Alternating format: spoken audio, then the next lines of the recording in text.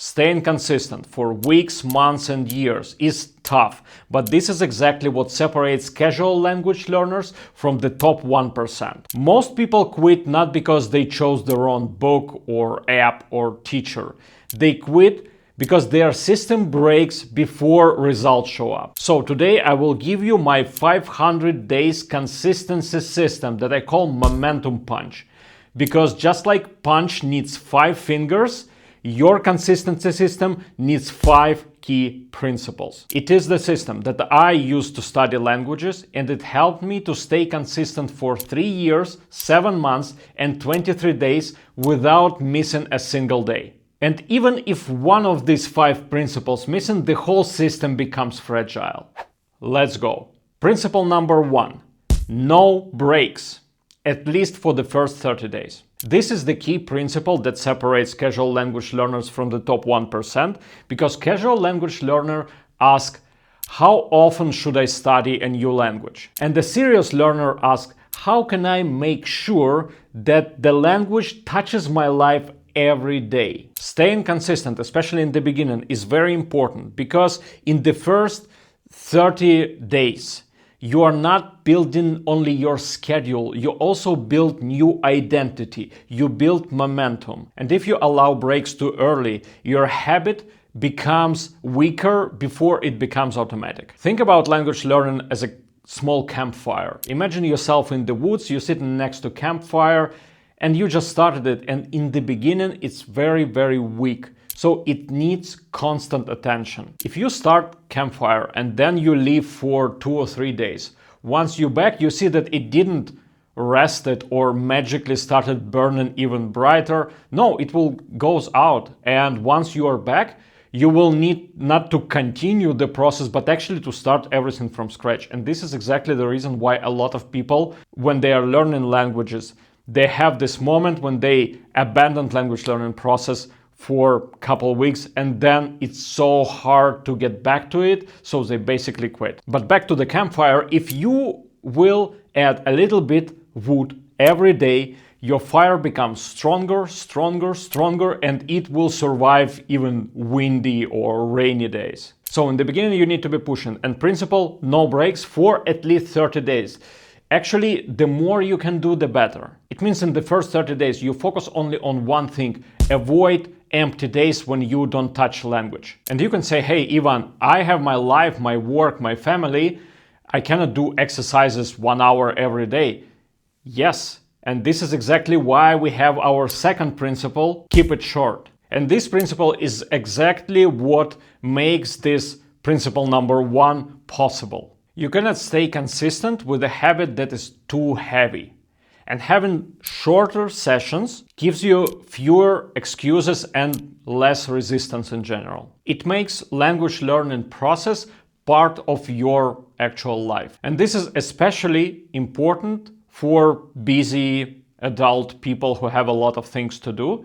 If you are like me, your schedule probably looks like Tetris. You have a lot of different blocks. You have something for your family, you have something for your work, you want to hang out with your friends, you want to play some video games. And if you will try to fit 1 hour language learning routine on a daily basis in this schedule, it's almost impossible. It doesn't have that much free space. But if you have short session, 10 minutes for example, it easily fits even between some important things in your life. So the key principle is keep it short.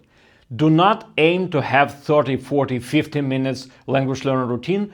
Start with small, start with 10 minutes. Just block in your calendar 10 minutes that you are spending learning the language. Even if you have a little bit more time, I still recommend you to book 10 minutes, because once you start your language learning process, maybe after this 10 minutes, you will not be willing to stop and you will want to continue it for 15, for 20. So you will be stretching this 10 minutes window a little bit, but start always with small, doable time frame. And this 10 minutes every day eventually compound into more than 1 hour every week. And this is definitely much better than 10 hours a week that never happens. But here is a tricky part. If you have such a small time window for your language learning routine, it needs to be as precise and focused as possible. And here comes our third principle. Always have an exact plan. Preparation is the key here. If you will spend 7 minutes out of your 10 minutes time frame trying to figure out what exactly you need to do, it will not be useful at all. You need to have everything prepared. You need to have the whole plan there before you start and turn on your timer. Think about yourself like about a pilot before takeoff. Pilot is never sitting in a cockpit thinking, all right, it's good to check this plane and how it goes. What do I want to check today? No, pilot has exact checklist things they need to check. I check here, this hand. I have no idea how pilots are checking their systems, but I imagine something like that, like a lot of buttons, a lot of switches, and they have the exact process already described and in place. You need to have exactly like that. There is a good phrase, if you are failing to prepare, you prepare to fail. So you want to have your language learning session be as efficient as possible, and you want to have everything already written. If you need to use some prompts for ChatGPT, you should have them. If you need to have your flashcards prepared, have them also prepared in the Anki app or any other app opened already. If you don't know what you want to do on a particular day, go and watch my old videos because I have a lot of different exercises. And you need to have this schedule already in mind, or not in mind, actually in written form would be even better. So on Monday, I practice vocabulary. On Tuesday, I practice grammar. And not only the topic, but actual particular exercise. So you need to sit there, start your 10 minutes timer, and then you go, okay, I open ChatGPT, I paste this prompt, and we start our 10 minutes vocabulary practice, for example. Keep in mind that when your 10 minutes time window starts, you don't decide, you execute. But of course, sometimes there will be days when you are not prepared. Sometimes it's life, stuff happens. And this is exactly why we have our fourth principle. Have your base activity. And the main reason why we have it, because your system should work not only on good days. If you are aiming into a long language learning journey, 50, 100, maybe even 1,000 days, there will be some rough days on this journey. You cannot predict everything. Sometimes you may not have your equipment with you. For example, you don't have your laptop or your phone. Sometimes you are just not in the mood and you can't really do this particular activity. Sometimes you are sick. Sometimes you are sad. Sometimes you have a hangover.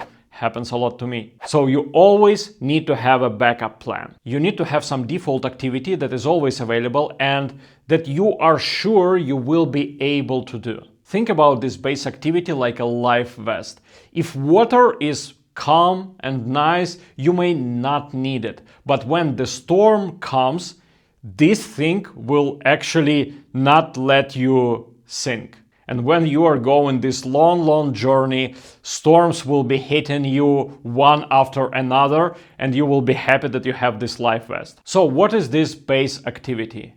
It can be something that you don't need to prepare. For example, you may have a deck of flashcards that's always available.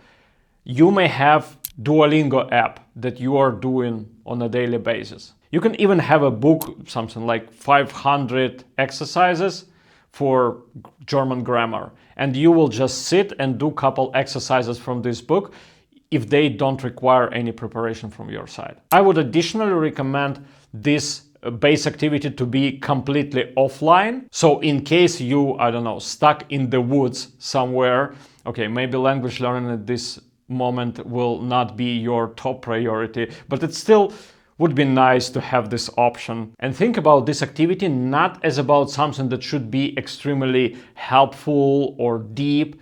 The only reason why you have this base activity is to keep your streak and keep this momentum going. Because everything we are doing and our main focus is exactly on that, building the momentum. And here comes principle number 5. Track it. And this thing actually matters because staying consistent becomes easier and easier the longer you're going.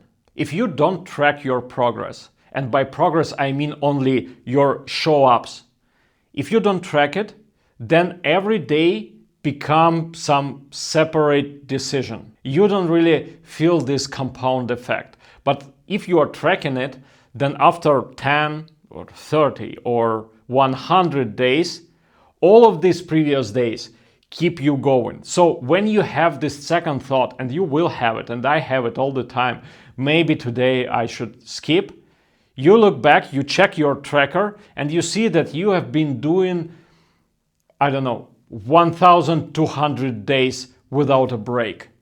And then you think like, oh, okay, I can probably do another one.